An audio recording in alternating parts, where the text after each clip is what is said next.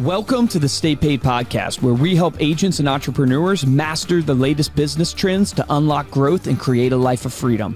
Brought to you by Reminder Media. This episode is brought to you by Wix.com. Digital marketers, this one's for you. I've got about 30 seconds to tell you about Wix Studio, the web platform for agencies and enterprises. So here's a few things you can do in 30 seconds or less when you manage projects on Wix Studio. Work in sync with your team on one canvas. Reuse templates, widgets, and sections across sites. Create a client kit for seamless handovers. And leverage best-in-class SEO defaults across all your Wix sites. Time's up, but the list keeps on going. Step into Wix Studio to see more. Welcome to Stay Paid. My name is Joshua Stike. And I'm Luke Acree. And today we are joined by Stephen Acree, founder of the Acree Brothers Realty team, number one team in Lynchburg, Virginia. That's right. And his sales director. But not Cody for Smith. long. They're falling off. Wait, Man, somebody's going to beat them. Oh, No, I'm never. just kidding. That's the theme of this podcast. We're going to beat Stephen up. Yeah. Talk about his business.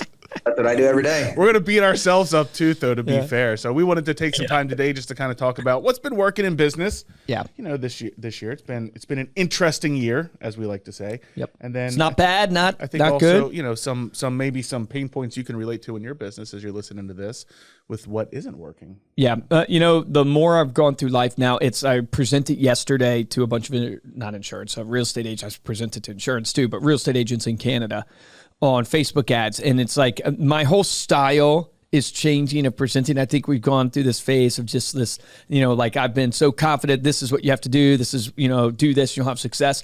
I'm more now taking the approach of going, you know what? I really don't know. No idea. There's probably better ads out there. There's probably better ideas, but let me just show you what we're literally doing. Yeah. And here's the results that we've gotten. So is it perfect? By no means is it perfect. Could you find something better? Maybe. But we're having this type of result. And I have found that is resonating a lot more with people because I think it's more authentic, it's more transparent, and it's more, ultimately, it's like people don't want to be driven told by the realism of results. I mean, they do want to be told what to do, but they don't want to be preached out of what to do. They want to hear what you've gone through, what you've experienced. Exactly. And want to model that, what someone else has done. Yeah. Yeah, well, it's interesting. Like we look at Reminder Media and we'll talk about like this is, we're growing a business that's not real estate, it's marketing, right? But we sell to real estate agents. We also sell to 100 plus other industries. We missed our chance to get into real estate. We did, we missed it. And so we're very involved in the real estate market. The real estate market obviously affects our business. So if inventory is low, interest rates are high, and all the things we talk about all the time on the show, that has a, what do you call it? Like, what is it called? Ancillary effect, maybe down the line. Butterfly effect. It's not directly affected us, but it's one removed, two removed. So if the real estate agent's not making money, then they don't have money to spend, which means they're not going to hire companies like ours. It's interesting. We've been at this for almost 20 years now. Every year that we've grown massively. I think over the last probably 5 years, we were averaging more like a 15-20% growth. So not outrageous, but good for a company our size. We have about 320 or so employees, maybe 330 at this point, doing tens of millions in revenue. So it's a healthy growth. For the first time ever, we're hitting maybe a 1% growth, 5% maybe this year. And so I'm looking at it and I'm going, okay, why have we flatlined? We've talked about this a little bit before in the show. People, wondered, hey, why did we go from 2-3 episodes a week to 1 episode a week? Mm-hmm. Josh and I were open of going, hey, we got to get in. I got back into sales to figure out how do I, energize, think creatively about new ways to sell, new ways to generate leads. You got back into product because there's 2 ways you can grow a business ultimately, right? You close more people, get more clients in the door, or you keep the clients you have and make more money off of them, right? That's essentially it. It's like you're getting repeat business or you're getting new business. And so the product angle was, how do we provide more value to drive up our lifetime value of a client? Because that's what's going to grow our company. Why is our company not growing? I'm not positive. If I knew it, I would fix it by now. So I'm not positive. Here's what my gut tells me. My gut tells me that we have too many focuses, too many product offerings. And so we're like a jack of all trades, but a master of none. Yeah. And one of the things that by pure, sorry to talk so long, but one of the things by sheer just fortune, but really we just didn't know any better. We stayed focused on the magazine for the first probably 13 years. Probably more than that. Maybe 15 years. Do you know how many employees we had 5 years ago off the top of your head? Oh, I don't Did you know. ballpark it? Maybe 120, 120? maybe? Okay. All right, 120. Maybe. Because I was looking About at 10 years ago, it was like 40 or so. Okay. Yeah. Because 5 years ago, not 5 years ago, we had 2 products. Yeah, it's crazy. We had the magazine, and now we had 2 magazines. We had American Lifestyle and Start Healthy. Yeah. And we had our digital edition of just American Lifestyle magazine. So within 5 years, we added postcards, we added email, 3 different email marketing products. Yep. Branded Landing posts, pages. social media automation, landing pages, likely to move, Facebook lists. ads. It's crazy to look back because that is incredible growth. So we spent 15 years on those 2 products, and within 5, we added another 7, I think I just ticked off. Yeah. But So you guys had a lot of growth from that, though, right? we've had growth, but not the growth that we had in the beginning years, right? We had better growth when it was one product. That's what I'm saying. I'm not positive on this, right? So you got to take it almost with a grain of salt or, nuanced.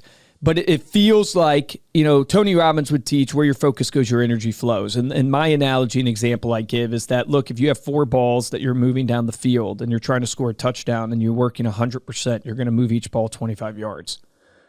And you'll never score a touchdown, but you're working 100%. So what happens then is you don't get the results. You get burnout. You don't win. You're not winning. I think a little bit of that is happening to us. But here's what I also see.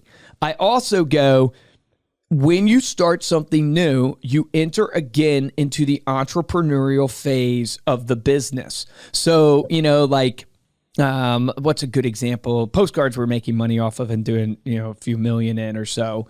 But Facebook ads is one. Like, we're putting so much effort into our meta advertising. We're losing money in that every single month.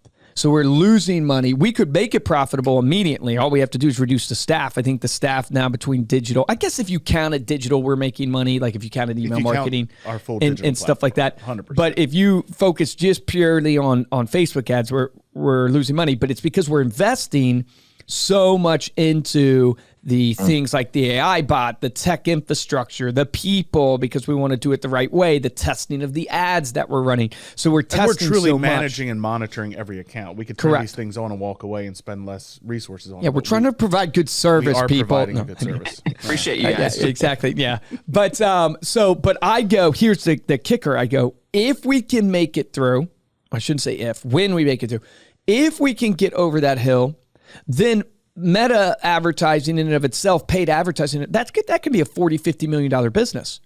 And which is what I'm thinking about. Like, how do I grow the business from a $70 million, $80 million company to a $200 million company? I have to create business units. I need postcards to be a $40-50 million business unit for us. I need paid advertising to be a $40-50 million business unit, because I basically have a couple things in mind. The first thing in mind is the obsession over the client of going, clients leave when they don't get results. Clients have different needs at different life cycles. We have to be like, my business model thought process is the hardest thing about any business is cost of acquisition. What does it cost you to acquire a client? You got to know that number, because you then compare the cost of acquisition to the lifetime value. And your goal in a healthy business is to at least have 4x. You acquire somebody and you make 4x on your money, but a healthy business, maybe 7x, 10x on your money. And so my thought process is we acquire Josh, you the client, and it cost us an X amount of money. Can I keep you in the ecosystem? Because then I have really small cost of acquisition. So the small cost of acquisition to transfer somebody from magazines to meta advertising or meta advertising to email marketing, that is so much less for a current client and transferring them in product than it is for going out there and finding an anonymous person. Yeah. And so that's kind of the thought process. But the problem is, I think I stacked too many R&D's investments, meta at the same time of postcards, at the same time of landing pages, at the same time of email. No, we didn't do it all in the same year, but we have all these things that have so much growth potential, but need slight tweaks. Better people, better tweak product, of the product, integration with the CRM that we're not integrated with, whatever it is, and we can't get to it all. And now we're faced with the decision of, Are you better to shut some things down and go all in on 2-3 things, or keep pushing through the mud? And my problem in life is I don't give up. Market now too. So like it's I know, and the market hit us. Facebook ads again 3-4 years ago. Say what? When did you start Facebook ads? We started running them for you years and years ago, but like for clients, about 2 years ago. Yeah. So like maybe. A tough so I market guess my question with each thing that, because it's kind of like what we're doing and trying to start these businesses, do you have like a person in mind that's running those for you? Like for those each individual things that are like the things you want to do you have like one person that's like, this guy will take it over and go? Yeah, Josh and I. Yeah, no, because like, you guys are so big and doing so much. It sounds like you got to have that one person to take that to the next level. Dude, that is such a great point. I totally agree. We've talked many, many times about, I call it siloing. The problem is finding those people. Yeah.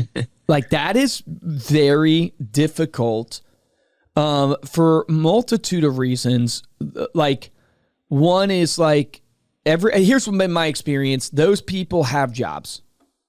So it's a headhunting game versus a Indeed posting game, or, you're posting and trying to attract that person. Because no offense to the people that don't have a job right now and you're looking on Indeed and stuff like that, a life event could have happened. Like we got an incredible HR director purely because his mom needed to move, he was elderly and he had to move closer to her. So he was leaving a job of 18 years to come to a different area. So we picked him up. He was a high quality candidate, but he's not going to go apply on an Indeed necessarily if he's happy in his job. That was a life event that triggered it. So we got lucky. Most of the people that are good have jobs right now. Right. And so it's like the recruiting game. Like at the lower level, it's mostly about drive. Like for us to find the talent, like we're looking for the person that has that ultimate drive, but the higher you get, it's like you're looking for experience and drive. Yeah. That is super tough. And it's like you have to find them at another job, basically.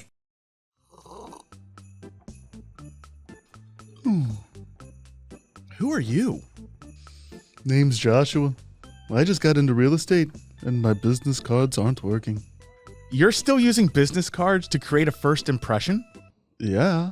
Dude, what if I told you you could hand out a copy of your very own personally branded magazine for less than the price of a fancy Starbucks drink? You can be the proud owner of a beautifully designed 48-page coffee table publication branded with your image and contact information in 6 key places. I mean, that sounds great, but I just see you're doing an ad read. Shh. Ask me about the evergreen articles. What about the evergreen articles? I'm glad you asked. Between the covers are evergreen articles and recipes your clients will love, and includes 2 tear-out cards in each magazine that are great for sharing. You tell us who's more likely to stand out from the competition, an agent with a business card or one with their very own magazine. To request a free sample, visit remindermedia.com/staypaidnewagent. That's remindermedia.com/staypaidnewagent. Take action on this today. Wow, that sounds great. Hey Josh, I have an update on... What are you doing? I was just doing an ad read and forget about it. The easiest way to tell consistency with somebody is just do like a waking up early challenge and see if they can do it. Just do a weight loss challenge and see if they can do it. Do they have the discipline and the ability in their mindset to be able to see through a weight loss challenge, a 75 hard, a waking up early, a simple? That's just a micro thing in the macro of your life. But it's like, if you can't do that, well, that teaches you about the control you have over your mind. If you can control your ego, if you can control your mind, you can control your life. And most people can't control their mind. Yeah. And I can't in other areas, but for some reason in business, I can. I don't know why. And what's Reminder Media's ultimate goal? That's a great question. So my, The vision of the company is to empower entrepreneurs to live a life of freedom. So that's more philosophical. What does that mean? That's your as good to great, we call it your BHAG, your big, hairy, audacious goal, meaning like what's the mark we want to make on the world? So when people think about Reminder Media, did it move entrepreneurs and business owners closer to more freedom in their life? Now, our mission is what we tactically do every day, which the mission is close more deals, retain more business, because I believe if I can help Stephen and Cody get a commission check in their bank account, then they can hire the admin, they can hire the marketer, they can go on the vacation they want, send their kids to the schools they want. So in essence, you get more freedom in your life. So that's more like the philosophical, why are we doing what we're doing? That transcends business, because to me, it goes into freedom in life, which I believe you're a body, mind, and spirit. So whether it's physical, spiritual, all those things, that type of freedom, that's where I'm personally at. When I think about Reminder Media as a business, the more crass, or not even crass, that's the wrong way to say it, the more direct is I want to get into the game of a portfolio game. So just like we invest, Stephen, in real estate as a portfolio, as an asset, like I love business, and I would love to apply the skill sets we have in business to other people's businesses. So I believe Reminder Media, our LLC is actually Digital Grapes. And you imagine, like Steve and I joke all the time, it's like a cluster of grapes. We need a cluster of companies where we have that basically, you got Reminder Media and then you acquire synergistic companies. Maybe there are other marketing companies that are synergistic to you, but eventually you get even out of the synergistic space and you get into just the private equity space, which is like, we love business. We love inspiring and helping entrepreneurs. So how do we help go find entrepreneurs that have good ideas, good businesses, but are lacking the mentorship and the ecosystem or the operational experience to grow and scale their business? So that's where we're headed, is to try to get into the acquiring game, the acquisition game, and the helping of other entrepreneurs, because it fulfills the vision that we have, which is empowering people to live a life of freedom. Yeah. I love that. So yeah, Stephen, what's yours? Because you have the kind of. I mean, it actually is a similar, obviously, vision for the company, but ours is to be a hub for everything real estate. So we're looking to, right now, our mission is to make it ancillary business to the real estate field, right? So it'd be mortgage, real estate investments, capital investment firm, that kind of thing. And then I think it'd be more of like Cody Sanchez. She's a badass, she's amazing. Yeah. That are outside of our actual realm, of real estate. Yeah. Well, what's working right now? Like, if we're looking at it, it's all about market share right now, because transactions are down. Like for us and for you guys, it would be the same, because you guys help real estate agents, so they're making less money right now. But wouldn't it be like, even for the Facebook ads, wouldn't it be about taking market share, picking up, acquiring these clients and doing well by them now? So when the market grows, it's an easy transition to get more clients because you are the brand, the recognition, at this point. That's what I think about our real estate sales, side of things. It's like, we just need to be the number one team in the area, keep that up at 300 transactions. And when transactions go to 600 or 6 million again, then we'll be up at 400, transactions, something like that.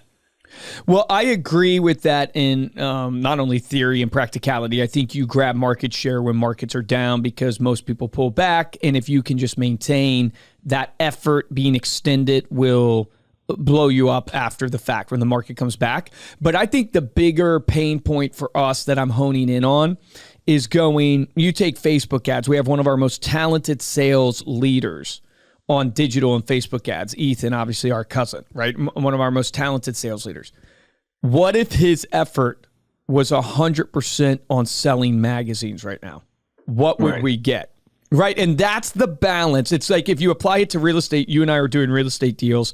We have a land deal in the works. And we just had this debate, which is we're trying to acquire multifamily is what we're trying to acquire. And there's levels of multifamily. Do you try to go after the 100 plus? Do you try to go in that sweet spot of 12 to 36? Do you just buy duplexes, triplexes? And there's different, benefits and strategies for each. But we had this land deal that you worked out, which is an incredible deal, but it's in the development space. Now we're looking at developing 61 lots. And you go, oh my gosh, where do you get blinded? You get blinded by the opportunity. We can make X amount of money on this deal, but we're not land developers. Right. So does that mean you walk away and you flip the land to Orion Homes like we're talking about? You flip the land to, some local developers and stuff like that, and you just walk away because your specialty isn't the land deal, it's in the multifamily? Right. Or do you go, nope, we're going to learn this game because the opportunity, the blue ocean here is great enough that we're committed to it? And I think it comes down to a reminder of like, what's your focus going to be? And then more important, the question that I'm asking myself is, where's my commitment level to see it through? Yeah. To see it all the way through. Am I willing to go down to the bone to see it through? Do I have that Cortez mentality that we're doing this come hell or high water, burn the ships? Because if not, like the slogan of my life right now is like, if it's not a hell yes, it's a hell no. Right. And it's like I made too many decisions years ago in the debate of like hiring someone, you know what I mean? Because like that's in my mind, because I'm like, if we could take on this development and I can hand that off, it'd be an incredible opportunity, obviously, to start our new build company, right, and grow that up, because then we have the leverage of all the land that we need in one location. Like it's an easy transition into building, right? We can leverage the land for the money for the development and all that good stuff. But you're 100% right. It's already taken 60% of my focus. Our sales are down this month because we have this development, on the plate. And so you go, well, then can we hire the right person to take this on? Do you think that there's ever, I know that will be the case, like you'll be able to bring someone on, but do you have to work with that individual for a certain amount of time in that project, right? So if I bring a developer on, I just work with them for a year, 2 years in development and then hand it off? Or do you think it can just be done by going and hiring an outside, person? What would you say, Josh? What's your experience been? Well, I've seen it both. I mean, it all depends on the person. I don't know that I don't think that you would want to try and hire someone for that to have to invest 2 years of your life into. Like, you want to bring someone on that has the experience. Have we ever had an experience hiring somebody that has been able to take something without us and run it and go? We've seen a few. Yeah, I've seen a few. Who are you thinking of? I'm thinking right now of our most recent software development hire. Oh, Chris. Yeah. Yeah, Chris has been awesome. That is true. Came in, had the vision, started working, putting that in place. We're seeing the fruits of it. But you're involved, so that's a bad example. Something I'm not involved in? Yeah, like have we ever hired something where I think you'll always be involved to some degree. No, but like he's really involved, like every day talking on to what the guy. he's doing. I'm minimally involved. Like I'm more on the other side. What are you doing in that office? With our magazines. with the magazine project we have going on right now. Yeah. 80% of my time. Yeah, maybe 20% of my time is spent working with him on these new products and getting. Now I'm on. I would agree. I'm texting back and forth with our clients who are testing our product out and giving the feedback back to say, hey, this is what we need. Yeah. But he's just running with it from there. Yeah, but he's running with it. Yeah, it's interesting. I'm trying to think. It's like I can't think of anybody. Chris is a good example. Maybe Kathy, our postcard leader, but yeah, proof's in the pudding. Kathy, I hope you're listening to this. You know what I mean? We got to drive the results. It's like proof is going to be there. She is showcasing she can, and she's doing that. But all this to say is like, it's trying to bring, the audience, what are you gaining out of this? It's trying to say that this idea that there's a savior out there for you, that you're going to find this person that can save whatever it is, the project, and I hate to use the word savior, but that's how we kind of think about it. There's a hero. There's somebody that knows I can go find. Steve Jobs has this clip rolling around Instagram, TikTok, where he talks about he went through the phase at Apple trying to hire professional managers. Like have you seen this clip? Where he's like, we went through the phase at Apple where we went out and tried to hire professional managers. He basically goes, that was the dumbest thing we ever tried to do. It was basically we're going to go try to find some people that they're going to be the magic and the solution.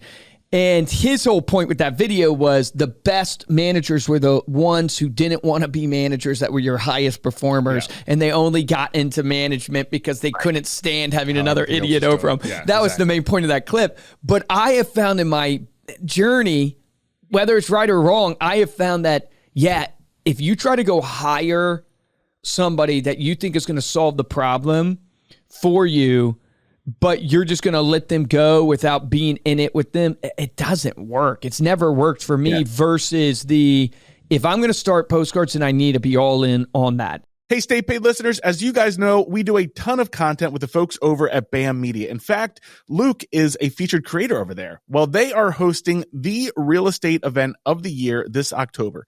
You'll hear from some of the Rockstar podcast guests that we've had, like Ricky Carruth, the Broke Agent, Byron Lazine, and the one and only Luke Acree himself. To get 25% off your ticket, visit bammania.com and use code REMINDER at checkout. That's BAMMania, BAMMANIA.com, and use code REMINDER at checkout. Can't wait to see you there. I basically was told this by another person that runs a business local to us. He has a $100 million plus business, and he has had a similar experience that anytime he's tried to, whether it's acquire a company or hire somebody that's just going to come in and they can just fix it, he goes, it's always failed unless I'm involved. And he's not saying what you might be hearing right now. What you might be thinking and interpreting is I have to be involved because of my talent. That's not what he's saying. He's saying that if your focus isn't there, then the resources aren't going to be, the energy's not going to be there, the direction, the intentionality is not going to be there. And so you're going to basically just have a bunch of spinning balls with nothing actually coming to fruition. Like what he's saying is, you need someone understanding the nuances is the biggest thing. It's like when you're out of it, you don't understand the nuances. Like when I jumped out of sales and I'm just trying to lead right from the top, it's like I'm not in it with them. So then I can't sell as well. I don't know what the real problem is. You know what I mean? If it's scripts, number of calls, right? The follow up, whatever it may be. It's like I don't understand that. And so then I can't push sales forward. And then you also don't have someone, on the front line with people. So it's like you have to have the person that's driving this thing that's going to take it home, right? Or if you don't have that person, you've got to be involved, is my thought. Correct. Yeah, I love this conversation about who's. It's perfect because like you hear about who's all the time, right? Hire the best who, hire the best who, but what does that actually mean? Yeah. Does that mean, like you said, like a hero that's just going to take it over? Or does it mean someone that can run with it, but you're not leaving, you're partnering with that person? Yeah. That's just been in practicality what I have seen play out. The books would, tell you all the time, hire the right people and get out of their way. And it's like, I see that to be true only if you're bringing in someone to develop the vision and the plan and the strategy for that, whatever it is that you're doing. Right. And you're just basically hands off. But if you're going to be, you're going to cause this problem to occur because are they the executor or are they the one that's leading? If you're not hands-on in the trench with them, I call it servant leadership. If you're not there, then you've just killed yourself because you're trying to run it from an ivory tower and now you're getting the worst of both worlds. You might as well just turn it all over and let them just do whatever they want versus the not be in it with them. Yeah, or it's coming to, like, I guess your story, Luke, right? Steve brought you on, and then now you are taking over, those reins and running that, but it wasn't like a off the bat, but now you are that person. Yeah, right? No, it's a great point. It's like what makes something successful is when the person can own it fully. That's really where success, because that's another good point of going, what has hurt us at Reminder Media is co-ownership. And Jeff Bezos, there was a podcast, a founders podcast, I think I listened to, where it was a guy who was I don't want to call it the executive assistant, something to Jeff Bezos, where he helped Jeff Bezos structure the company and do things. And he shared that one of the advantages that Amazon had is they structured the company to be basically siloed to where you didn't need multiple people to make a decision. So this person who runs this part of Amazon can literally have the autonomy just to run without having to get a committee together. If you find yourself even in your small real estate business having to get a committee together on everything you do, it's the beginnings of death to your company. I have literally gone through the process of structuring the business to the nth degree here at Reminder Media, KPIs on everything, metrics on everything, reports on everything, meetings, follow through, all that stuff. I am unwinding all of that I created because every bit of overbearing structure that we put on the business did not help the business. It actually made the business harder to be able to move. And giving more, what I find is like autonomy, trust, leeway, so people can just move. And we all know what winning looks like. I don't have to have a report tell me whether you're getting closes on the board or not, meaning like, you know if you're selling or not. I know if you're selling or not. We don't have to over micromanage it in a degree. Yeah, it's the speed to the decision, dude. That's what, like Cody Sanchez, I mean, she's been so great lately with her posts, because everything comes down to urgency.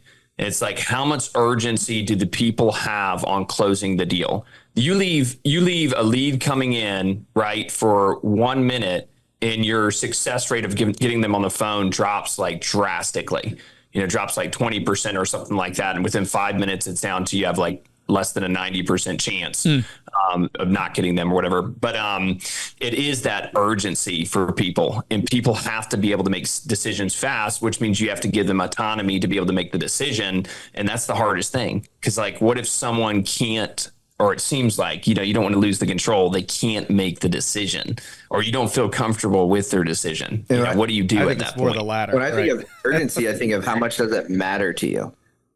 Like, that's what it comes back. You're not urgent on it because it doesn't matter to you that much. If it mattered to you a crap ton, you'd be on it. Do you understand why you matter? Why this decision matters so much? Yeah, it's almost like the process of making decisions. Like this is the hardest part about business. Is it's literally a balance between both extremes, because you got to take action and not overthink things. Urgency to complete it. But you got to think through the decision you're making of how important it is to you in order to step into that. Because if not, you're going to step into things that you're not really committed to, but you want it to create urgency and you move. So it's like this, everything in moderation. It's like a push and a pull happening in business constantly. And so it's the reason why I say that is because that's real life business. But when you listen to podcasts all the time, or you listen to people talk on stage, which I do all the time, they make it seem way more black and white and way more systematic than it truly is in practicality. In practicality, it's not that systematic. And I just keep coming back to, at the end of the day, trying to be pragmatic about what we're doing. And I call it like the lane of the blocks, the lane of the cinder blocks type idea. It's like, I don't need to overthink what I'm doing. I just need to make sure if I'm trying to build this wall that I am laying cinder blocks every single day. That's it. That cinder blocks are being laid. I don't need to spend too much time thinking about laying the cinder blocks. I don't need to overthink, what type of cinder block. I just need to move because I can iterate as I go. In our sales floor, like our sales team, it's so funny to see the agents that are super successful versus the ones that aren't as successful. And it's funny too, because a lot of times the ones that aren't as successful will be extremely intuitive, right? Will be extremely intelligent, but they're thinking about, should I post this Facebook ad, right? Oh man, we could do this Facebook ad if I post this 3 times a week, you know what I mean? And I keep that consistently, I'll eventually get a good brand and I'll bring in leads and stuff like that. And you're like, that's awesome. But what brings you the business right now? You know what I mean? It's just so clear right in front of you. What is going to bring money, revenue to your business? And they don't have a singular focus on actually what actually is bringing the results, which is going to be literally picking up the phone. Like for us this year, it's just the main focal point is like, are you selling? And if you're not selling, here's the activities we literally have laid out. Why are we trying to recreate the wheel with all of these new strategies and these ideas and all this good stuff? It's literally right in front of you. This person's done it. This person's done it. I've done it. We talk to people all the time on the podcast. They've done it and they're doing the same exact things over and over again. But I think that's funny. It's just like getting that singular focus on the one thing that drives your revenue. Yeah, because of what matters most. So going back to the original, we talked about, your dream, your goals, your top, what does that fall in line with what matters? And then for agents as well, we talk about all the time, there are good excuses for everything. Like you can make an excuse and it's a great excuse, but what matters more is that your goal matter more? Or does this excuse matter more? Yeah. Because if you still have this one ultimate goal, you do whatever it takes, and it doesn't matter because that is what's most important. So like you go to open houses when you need to, you make the calls, even though you might have a really good excuse that you should do, but instead you do what the focal point goal is, and you do that instead because that's what matters most. Yeah. Love it. All right, let's get to our sales strategy of the week.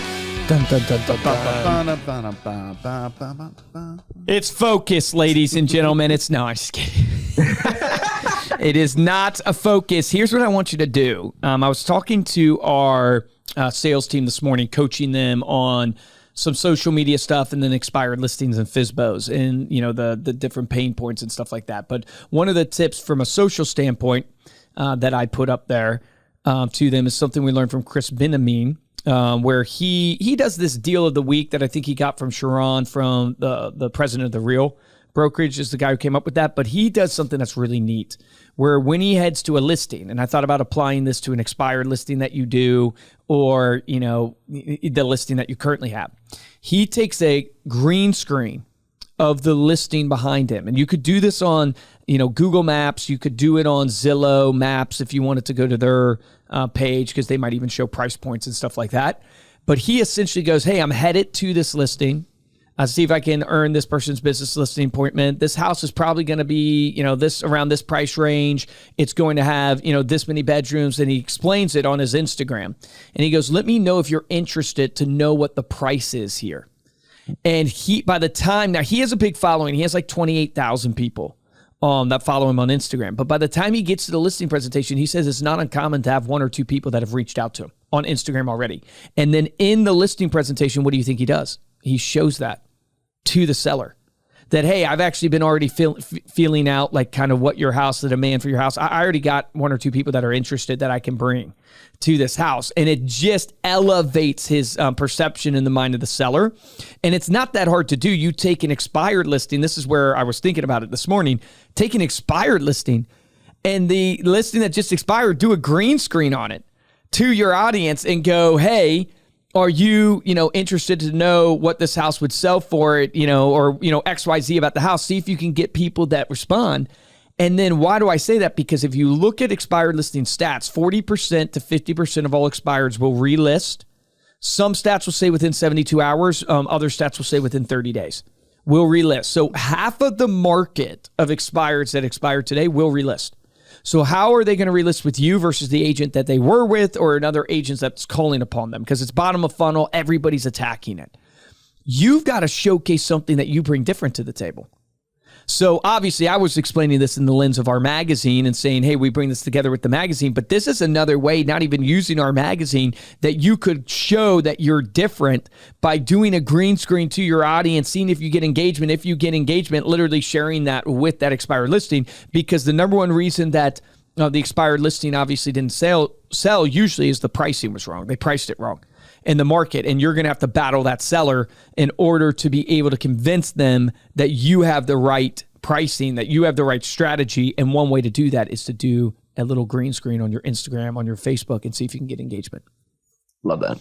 Have you seen that with expired listings, Stephen? Or is that a big opportunity for you? So we were just coaching, we coached 2 agents this past week on it, and he went back and did it. And as far as expired since January, there's only 9 that hadn't been relisted or sold already. Yep. Yeah, it's crazy with expired listings too, because we raised our hands in the sales meeting to say who called and expired this last month, and only 1 person raised their hand as well.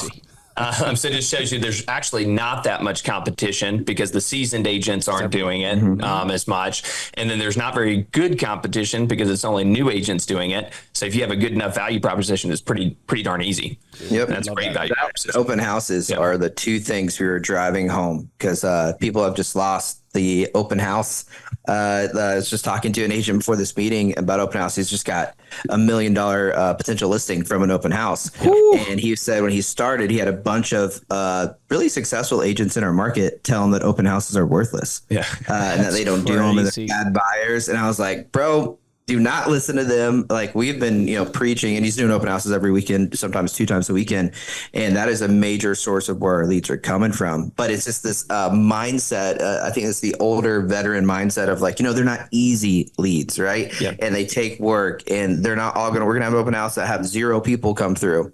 But we've had open houses for the past 2 months, and every single weekend we have at least 2 or 3 new buyers come. It's unbelievable. That's amazing. And it's the value proposition that Luke just gave. I mean, it's just like, just have some sort of unique value proposition to these people. If it's open houses, it's exclusive listings off the market. Your brokerage does it. Feed them the exclusive listings that aren't on the market right now. If it's an expired, if you have an audience on Instagram, do a green screen, right? Show them that you did it and you pulled in some leads from it.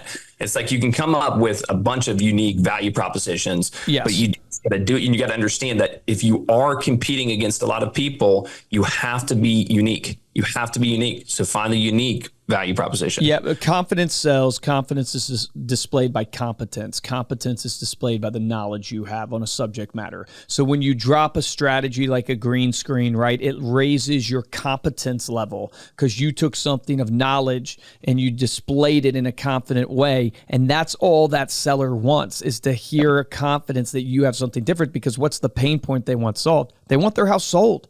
If 40 to 50% are relisting within 72 hours to 30 days, they want their house sold. So you don't even have to dance around the point. Some people will coach you, basically going in and be like, so what makes you want to move and all this stuff. It's like, 40, 50% of the market, they don't even need that. They want their house sold. So you just need to call up and go, hey, your house didn't sell.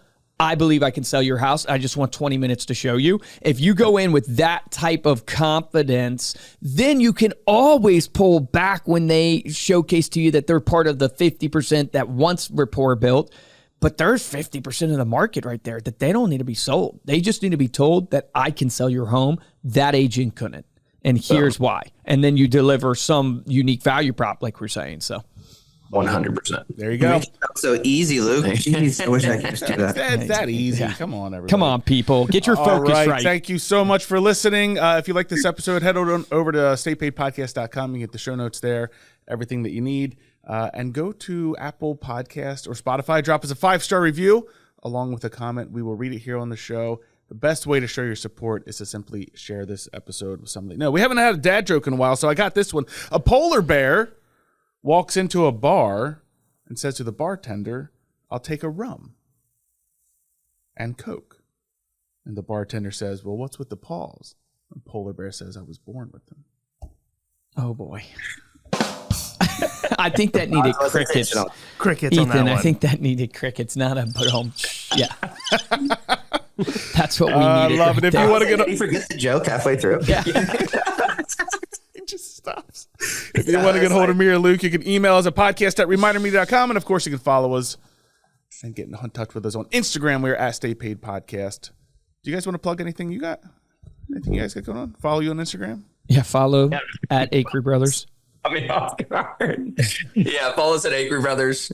Reach out to. I actually get a lot of you guys as clients calling me too. So if anyone reach out, ask us about the magazine, Facebook ads, anything like that, I am totally open to sharing and all the success we've had. So feel free to reach out. Yeah. We're an open book.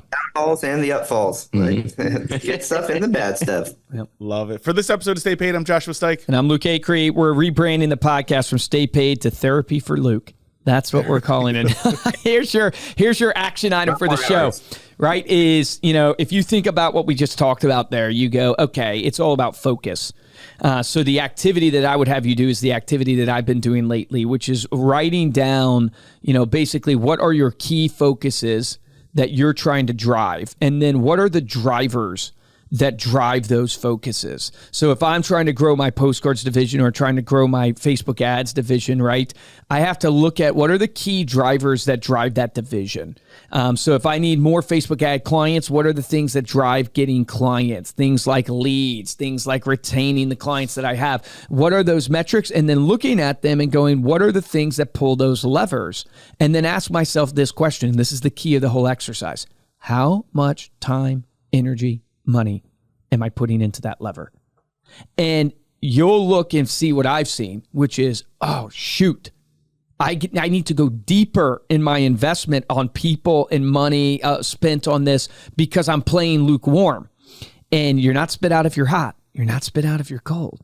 You're spit out if you're lukewarm. You'll die if you're lukewarm. Remember, the difference between top producers and mediocre producers in every business is top producers take action. Write down your focuses, figure out where you need to put your time, take action on that today.